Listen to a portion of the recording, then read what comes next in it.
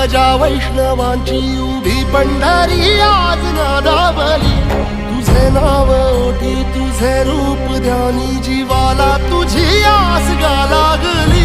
जरी बाप साऱ्या जगाचा परी तू आम्हाले कराची विठू माऊली।